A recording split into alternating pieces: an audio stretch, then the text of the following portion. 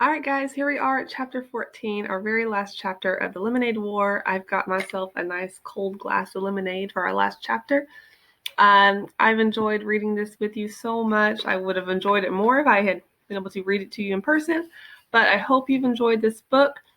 This chapter is called Reconciliation, the act of bringing together after a difference, as in reconcile numbers on the balance sheet or resolution. Okay, so that definitely is like a business type definition, where things get worked out with your business, things make sense again, everything's been resolved.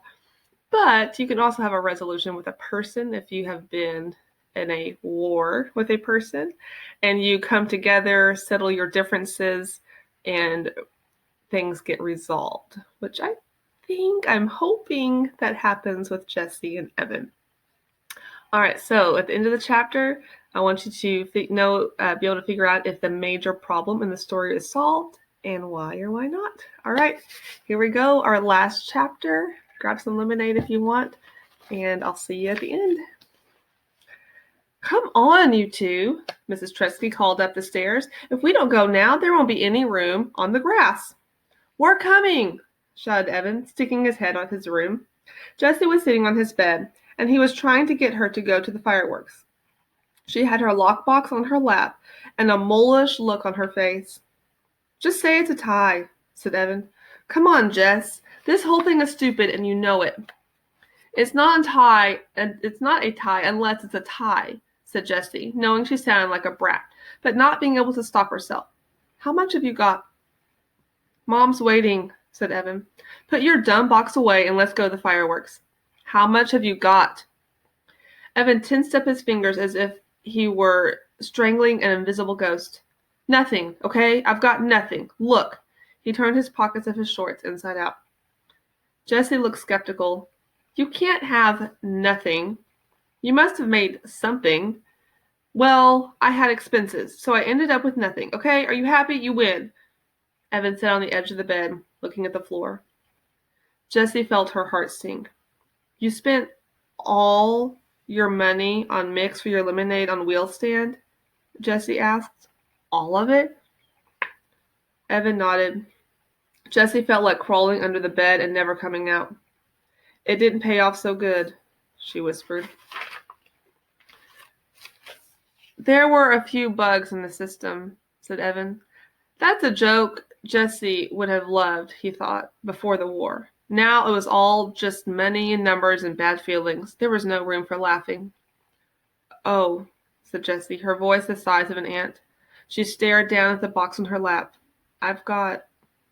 She opened the lid of the lockbox, took out the change tray, and pushed aside all the scraps of paper she had collected and the comment card for Megan. She started. Wait a minute. This isn't my money. She picked up a handful of wrinkled, bunched-up bills.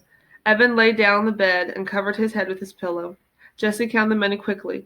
$62.11. Where'd this come from? And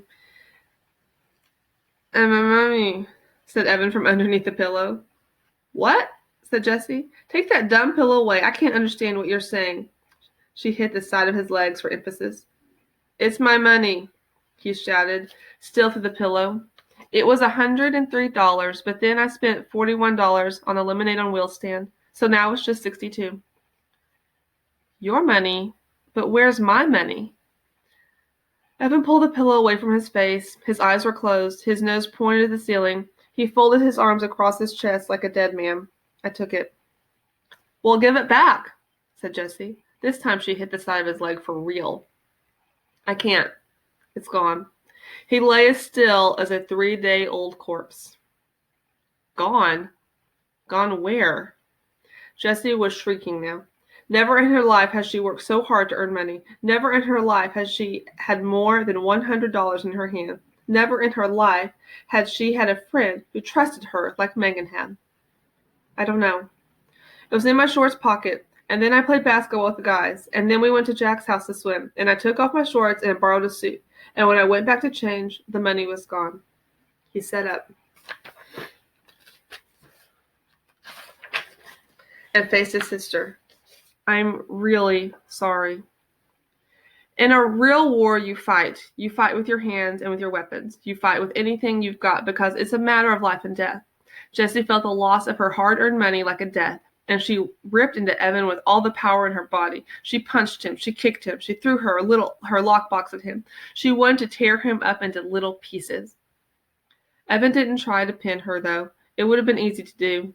Part of him just wanted to lie on the bed and take it all, for being the one who started the whole thing by saying, "I hate you," for making Jessie feel so rotten about herself just because Evan felt so rotten about himself, for taking Jessie's money and losing it to Scott, just for being so stupid. But Jessie was really going at it, and if he didn't protect himself at least a little, he was going to end up in the emergency room, and that would upset his mom. So he kept his hands in front of his face, just enough to keep Jessie from gouging out his eyes. But he never once tried to hit her back. He was done fighting. Finally, Jessie ran out of gas. She lay down on the bed and tried to make her brain work. Her body was so worn out that her brain felt like the only part of her that could work. "One of your friends stole my money?" she asked. "I think it was Scott Spencer," said Evan. "He went upstairs to go to the bathroom, and then he came down all in a hurry and said he had to go home. After that, I went upstairs and the money was gone." "He's such a jerk," said Jessie. "The biggest," said Evan. "If he gets an Xbox, I'll know it was him."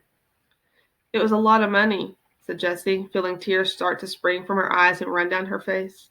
"It was," said Evan. "I couldn't believe how much when I saw it. You're really something. You know that? Earning all that money selling lemonade?" "Thanks," thought Jessie, though she couldn't say the word. "Why'd you do it, Evan?" she asked. She meant, why'd you take the money? And why'd you act so mean? And why'd you start this whole war in the first place? There were too many questions. "I was mad at you for putting the bugs in my lemonade," he said. "I only did that because you were hanging out with Megan, and I felt totally left out. Well, how do you think I felt when you wouldn't let me hang out with you and stupid Scott Spencer? Well, I was mad at you because... Jessie sat up and looked at Evan. Evan looked at the wall. "Because I don't want you in my class this year," he said. "Because I'll embarrass you?" she said solemnly. "Because I'll embarrass myself," said Evan. "I never have the right answers in math, and I read slower than anyone when I read out loud, and I make mistakes all the time. And now with you in the class, it's going to be worse. They'll all say, 'Wow, he's even dumber than his little sister.'" Evan's shoulders slumped and his head hung low. "You're not dumb," said Jessie. "I know you don't think I am," he said. "And that stinks too, that you're going to see how dumb I am in school." "You're not dumb," said Jessie again. "You made $103.11 selling lemonade in just 5 days." "Yeah, but you made $208. You see, you're my little sister, and you're twice as smart as me." Jessie shook her head.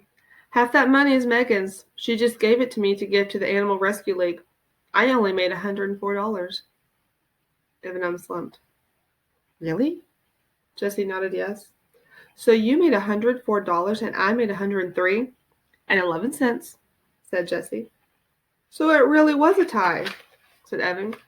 "No," said Jessie, "I won by 89 cents. "But, I mean, come on," said Evan. "After all that, it was practically a tie." "No," said Jessie, "it was close, but I really won." "Wow, we pretty much tied," said Evan. Jessie decided to let it go. For the first time in 4 days, she didn't care about who had more or who had less. Besides, she was waiting to see how long it took before Evan figured it out. Not long. "Holy crud," he said suddenly. "I lost Megan's money too?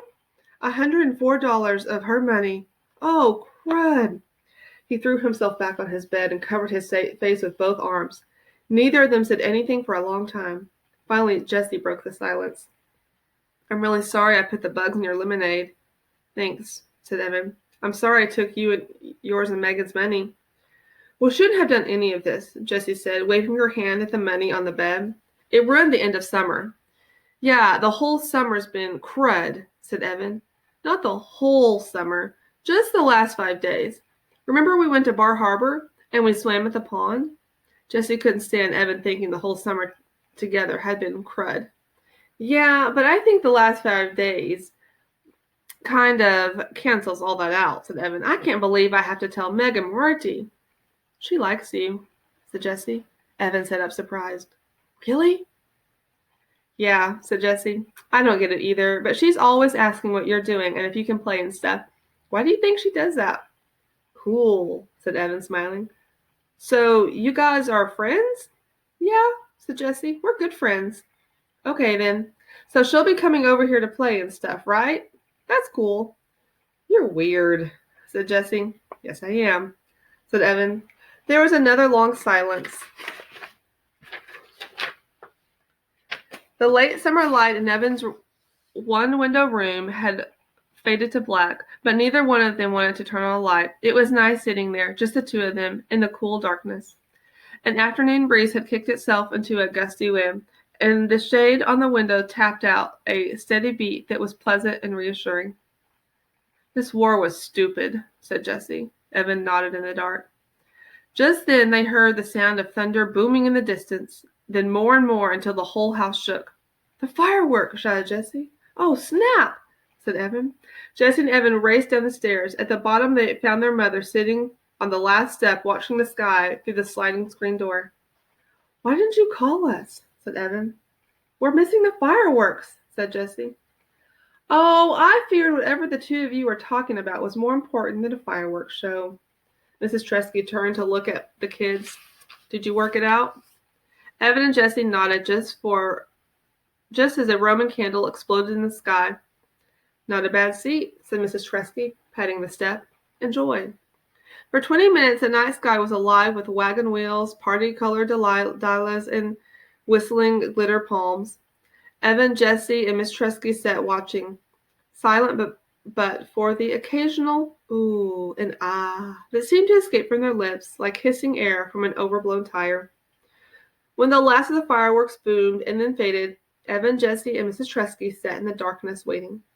No one said anything for several minutes, and then Jessie whispered, It's over. Yes, it was over. Wait, said Evan. What was that? What? Said Jessie, straining to her ears. Listen. In the distance, a boom and a rattle. More fireworks? Said Evan, staring up at the dark sky. Where? I don't see them, said Jessie.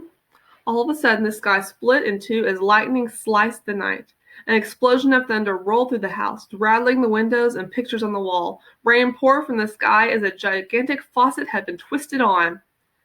Yow! Shouted Mrs. Tresky, leaping up from the step. Battle stations! Every window in the house was wide open, so Evan, Jessie, and Miss Tresky ran from the top floor to the bottom, shutting windows and sopping up puddles. The rain came down with the fury and impatience of a 2-year-old having a tantrum. As he closed the window in his room, Evan could hear the gurgle of the gutters choking on the downpour. One thing ends, another begins, Mrs. Tresky said, meeting Jessie and Evan on the stairs.